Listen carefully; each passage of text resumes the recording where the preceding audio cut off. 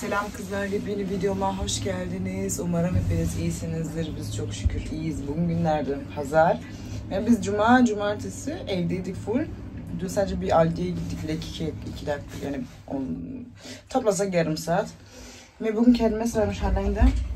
Ve geçen sene ilk kez Harley'deki kermesi dedik, çok beğenmiştik. Dedik ki oraya gidelim. Ve şimdi çıktık. Kermese gidiyoruz kızlar. Üstümdeki kıyafetimi Trendyol'dan aldıklarımı giydim. Çok güzeller, çok rahatlar. Zamanım olursa size outfitimi gösteririm. Gel anneciğim, burada Esile. Bugün de hava güzel. Güneşli ama soğuk. Böyle değerlendirelim istedik kızlar. Sizi de yanımda götürürüm.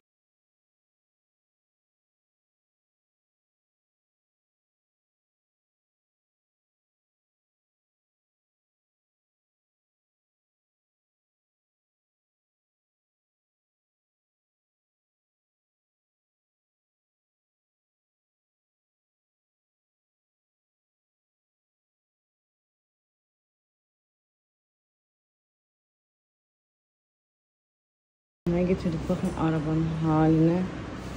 Şununla ilgili daha yeni çıkmış. Araba ne kadar iğrenç bir halde. Şuna bakın. Yani, yer değil kızım, araba. Evinde araba duymuştum, onu şimdi uyandıracağım ve çıkalım. Araba yıkansın. Evet, acımış.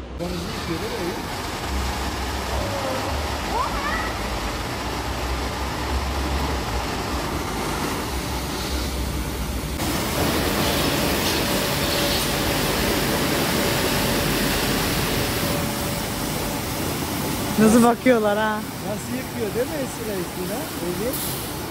Aa bak, jantları da yıkıyor. Şimdi arabayı yıkadık ve camiye gidiyoruz. Araba bitti çok şükür. Temizlendi. Wow Evin.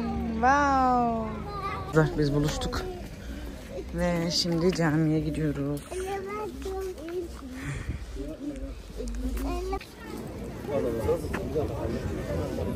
Kızlar geri döndüm.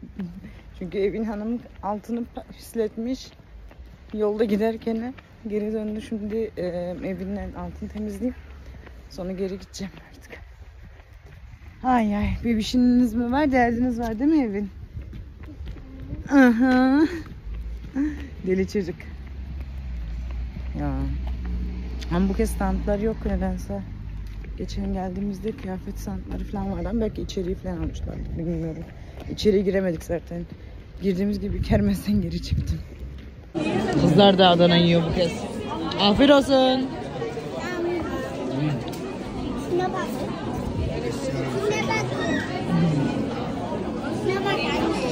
Evet, Adana. Aferin. Afiyet olsun. Bir tane mama.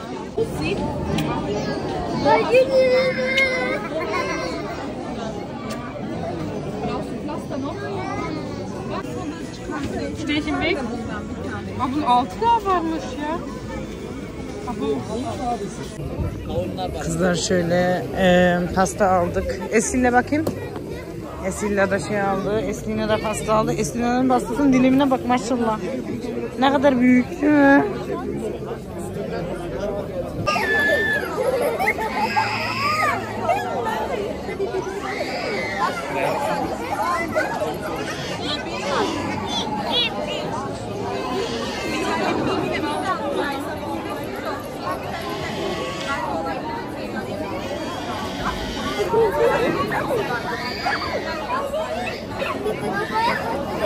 Esilina.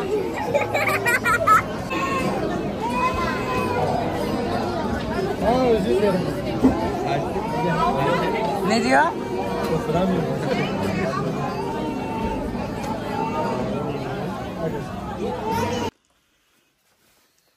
Kızlar biz şimdi eve geldik. Saat şu an 6'ya geliyor. Halit arkadaşlarımla top oynamaya gidecekti. Bu niye açılmıyor kız? Heh. Üstümü gösterecektim kız size. Heh. Şöyle kot pantolonumu giydim, mom cinsimi. He anneciğim. Üstüne de böyle buram ıslandı şimdi. Kızlar bakın Esil'le Adana yerken burayı nasıl leke yapmış. Ve şu tarafını full leke. Şimdi bunu hemen makineye atayım. Kaçta yıkanıyordu unuttum. 30'la mıydı? Hemen çocuklar oyun oynuyor. Pijamalarını gidiyor. Evet 30'la. Hemen bundan birlikte renkleri de makineye atayım kızlar. Şu üstüm niye böyle oldu? Niye ıslandı? Bilmiyorum. Üstümü de mi atsam makineye diye düşünüyorum ama bence gayet güzel oldu böyle. Saçlarımı da yani biraz makyaj yapmıştım zaten giderken de. Aynen. Şu Türkiye kolyemi de taktım. Bayağıdır takmıyordum altın. Aslında güzel oldum kız böyle. Ben bu arada çocukların yemeklerini hazırladım. Sabah kahvaltısı, öğlen yemeği. Bu da Halit'in. Şimdi çocuklar televizyon bakıyor. 5 dakikada baksınlar. Saat 7'ye geldi. Onları yatıracağım kızlar.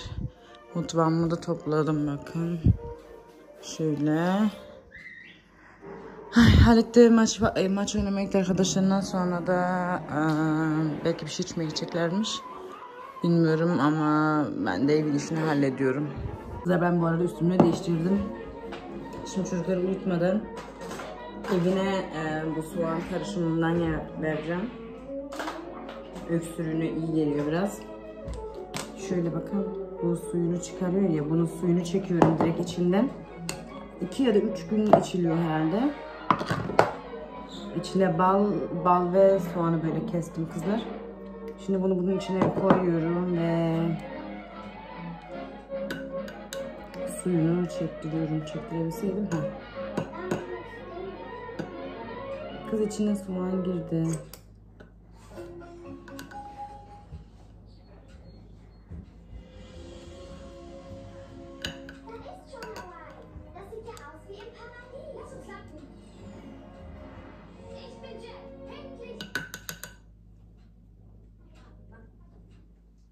Bakın şöyle çektiriyorum. Biraz daha çektireceğim ve vereceğim kızlar. Sonra çocukları uyutmaya gideceğim.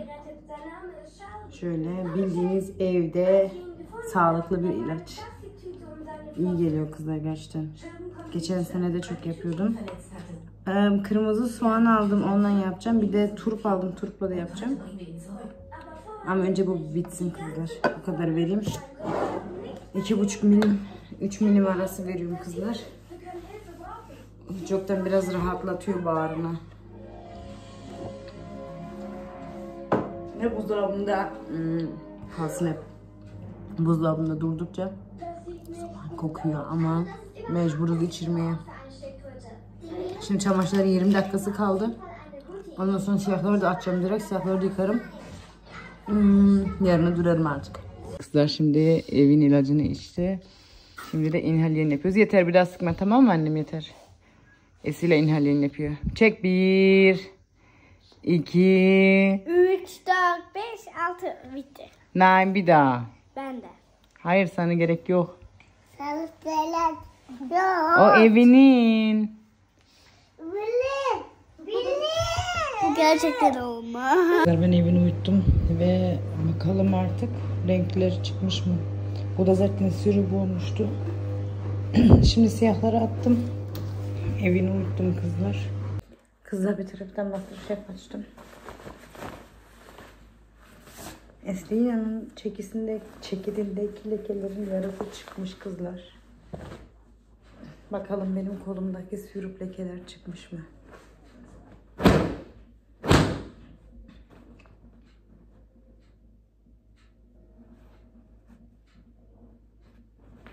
Çıkmış kız. Ana. Evet. Biliyorsunuz iş yerinde sirup patlamıştı üstüme de. Çıkmış. Şimdi ben bunları asayım. Bir de ev silahın çekicine bakayım. Tertemiz. Evet. Tertemiz. Ana çıkmamış. Kızlar. Bu tarafı çıkmamış. Niye? Gözükmüyor ama çıkmamış.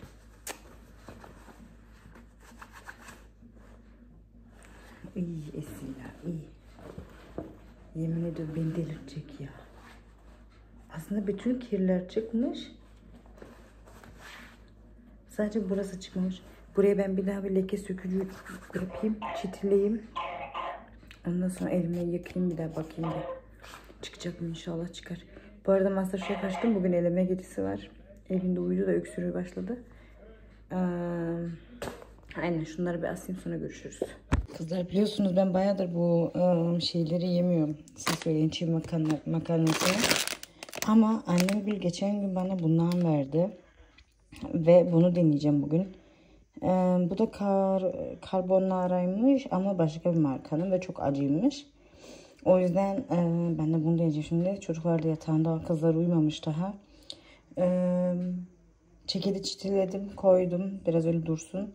Ve o sırada bunu deneyeceğim. MasterChef eleme gecesini bundan birlikte izleyeceğim. Hem de bunu yiyeceğim.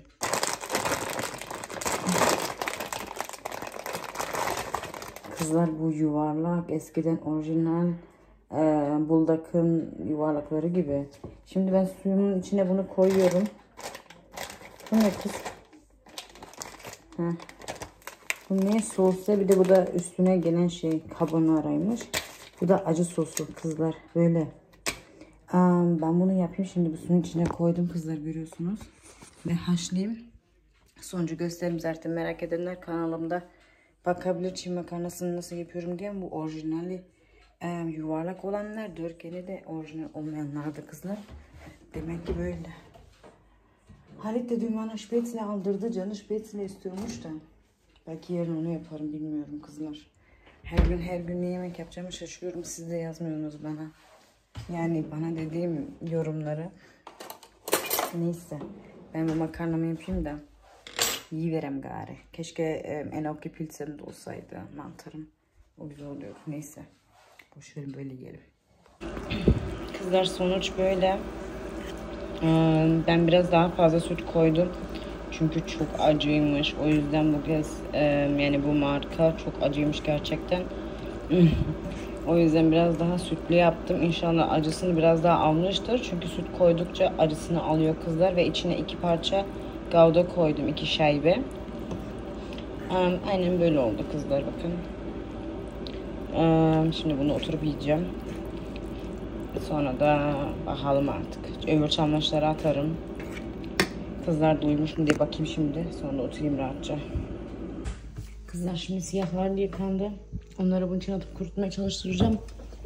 Sonra da şu ceketi kısa ayara 10 dakikaya ya da 20 dakikaya atacağım. İlaçladım. İlacı da güzelce şey yap dedim. Yedirdim. Sonra da çeteledim. Aynen. Şimdi de onu da atayım. Kız hep düşüyor ya çamaşırlar. Şöyle bir taraftan da kendime kahve yapıyorum. Hepsini yiyemedim şeyin. Siz söyleyin. Nurlu'nun nereye çekiyorum ya? Heh. Bunu çalıştırayım. Boşalmış mı? Heh. Kızlar ben hep bekliyorum, böyle 40 dakika sonra çalıştırıyorum. Yoksa 2 kere çalıştırıyorum. O zaman ne gerek? Şimdi de bunu hemen bir daha atayım. 20 dakika. Aynen 30'da yıka. Hı. Kahvemi yaptım kızlar. Şimdi oturuyorum. Halit daha gelmiyor. Gelmez de zaten. Arkadaşlarla bir şişmeye gideceğim. Ne de gitsin zaten hep. Ben mi gideceğim, biraz o gitsin diyormuşum. Ay, ben de ayda yılda bir gidiyorum da neyse. Kızlar bugün böyle geçti. Kermes'e gittik. Orada pek bir şey çekemedim. Arkadaşım vardı, bayağıdır görmüyordum. O da çocuğu vardı yanında. Onunla oturduk, sohbet ettik. Ta böyle küçüklük, yani çocukluk arkadaşım da sonra evlenince taşındık ettik. Arada konuşuyorduk. Bugün orada görünce bayağı bir konuştuk. Zaman geçirdik kızlar. Zaten Kermes'te 1,5-2 saat durduk. Sonra niyetimiz aslında annemgile gitmekti. Ama tek araba gittiğimiz için dönüşümümüz nasıl olacak diye düşündük. Ve o yüzden annemgile hiç çıkmadan Fundagil'le vedalaşıp eve geldik kızlar. Helsertlerin spor eşyalarını aldı ve gitti. Dünden beri bayağı yorgunum kızlar. Dün çok üzüldüğüm bir haber. Oturuyorduk böyle, haberleri izliyorduk. Sonra bir tane İstanbul'da bir olay olduydu. Cuma günü Müge Anlı'ya çıktıydı. 6 yaşındaki kız için, Şirin miydi kızın adı? O kadar dua ettiydim ki pazartesi günü inşallah Müge Anlı'da bulunmuştur diye, çıksın diye. Dün öyle haberleri izlerken çocuğun ölüsü ortaya çıkmış. Mezarlığa öldürüp mezarlığa atmış katil. Ve o kadar üzüldüm ki size anlatamam böyle. Halit dedi ne oluyor falan dedi. Ben dedim ki ben pazartesini iple çekiyordum ki o kızı bulunsun. Bulundu densin diye. Allah var ya ıslah etsin gerçekten. Sırf kız para istedi diye bir insandan kızı öldürüp yani güya canını sıkmış da kız sebebe bakın. Küçücük 6 yaşındaki kız adamın canını sıkmış. O yüzden de çocuğun boğazını sıkarak öldürüp mezarlığa atmış. Allah bildiği gibi yapsın. Bela okumayacağım. Allah biliyor zaten içimi. Diyecek hiçbir şey bulamıyorum. O anneye de Allah yardımcısı olsun diyorum. O dedeye de Allah akıl fikir versin diyorum. İzleyenler bilir Cuma günü dede ve babaannesi çıktı yayına güya benim dedi torunlarım var. Ben çocuğu çok seviyorum. Dilendirmem asla o bu. Sonra yayına birkaç kişi katılınca telefondan işte her şey anlatınca da ortaya çıktı ki çocuğu dilendiriyorlarmış. Ve çocuk da annesinde daha 7 tane daha çocuğu varmış. Koca eşi hapishanede miymiş neymiş. Yani hiçbir şeyin önemi yoktu. O çocuğun canından daha değerli ne olabilir aslında? Soruyorum size. Gerçekten çok üzücü şeyler oluyor artık. Böyle düşünüyorum benim çocuklarım yani ikizler 5 yaşında o kız 6 yaşında. Bir anne nasıl gece 1'e kadar 2'ye kadar onu dışarıda bırakabiliyor. Ben Esin'le evin önüne bile bırakmıyorum. Hani tamam bazen benden 1 dakika 2 dakika önce aşağı in istiyorlar. Tamam diyorum inin ama o ara bile ya gözüm balkondan aşağı olur ya da direkt arkalarından giderim kızlar. Yani sen gece 1-2'ye kadar o çocuğu nasıl dışarıda bırakıyorsun? İstanbul gibi bir yerde. İşte ne oldu? Bir gün sonra da Allah rahmet eylesin. Kızın mekanını cennet eylesin yavrum melek daha ya. Ölüsü çıkıyor. Bu kadar kolay mı insan hayatı? Bu kadar kolay mı o çocuğun hayatı ya? O bir anne bakamıyorsa bile orada komşu vardı diyordu hani kadın çıktı dedi işte yok ben de bakıyordum okul masraflarını falan yapacaktım da aile okula bile yollamamış. Tamam durumu olmayabilir çok iyi anlıyorum. Anne dedi ben kağıt topluyorum ediyorum ama hiçbir durumun yoksa bile o çocuğu gece 1'de 2'de dışarıda bırakmak kadar saçma bir şey bilmiyorum yani diyecek bir şey bulamıyorum. Acayip üzüldüm. Yarın Müge Anlı'da kesin açıklama olur zaten. Yarın pazartesi. Allah herkese ne deniyor ona ya? İman versin. Böyle düşünce versin ya her annelere, babalara gerçekten sizin evladınızı sizden başka bir anneden babadan başka kimse koruyamaz. Ve dışarıdaki elin adamı gelir öyle canımı sıktı dedi ve öldürür atar. Bu kadar mı kolay olabilir? Diyecek bir şey bulamıyorum kızlar. Dün çok üzüldüm. Pek bir şey de çekmedim dün zaten. Öyle kızlar valla. Ben burada videoyu kapatıyorum. Yarın günlerden pazartesi. Ve bu arada kızlar yaptığınız yorumları silmenize gerek yok. Ben hiçbir yoruma kızmam etmem. Ben sabah bir yorum gördüydüm. Cevaplayamadım. Dedim ki akşam oturup cevaplarım. Şimdi tam yorumları cevaplıyorum. Tabi ara sıra ben de vlog çektiğim için ara sıra boş zamanlarımda kalplere yani çok uzun yazılan yorumları hariç kalplere kalp atıp geçiyorum. Sonra ben de vlog çekiyorum tabi evin iş derken büyük yorumları da hani bir uzun yorumlara da cevap vereceğim. Çünkü sizin her yorumunuza tek tek oturup cevap vermeye çalışıyorum. Yapıyorum da bunu. Tam az önce işte kahve yaptım oturdum cevap vereceğim kadının yorumuna. Kötü bir şey de yazmamış ki niye sildi bilmiyorum. Hani Türkiye'de hani yazık kadın yazmış benim ne aday sınavım var ne bir şeyim var. Hani ben bu 2 video önceden yazdıydım hani çok çalışıyorum ediyorum Almanya'da falan diye onun altına. Hani kötü bir yorum da yoktu. Cevaplamak istediydim ama maalesef yorumu bulamadım çünkü silmiş. Bilmiyorum kızlar yani yorumlarınızı silmenize gerek yok. Ben severek cevaplıyorum sizin yorumlarınızı ve asla yanlış anlamıyorum. Çünkü herkesin kendi bileceği bir şey. Herkesin 4 duvar arasındaki yemeğini içmesini herkes kendi ödüyor ve kimse kimsenin ekmeğini vermiyor kızlar. Akşam yemeğini vermiyor. Doğrusu oydu. Neyse. Onu demek istedim. Kendinize iyi bakın. Başka vlogda görüşmek üzere. Umarım severek ve izlediğiniz bir video olmuştur. Kafam karıştı. Öyle. Ben yarın evdeyim ve salı ve çarşamba çalışıyorum bu hafta. Görüşürüz kızlar. Kanalıma abone değilseniz abone olmayı unutmayın. Bay bay.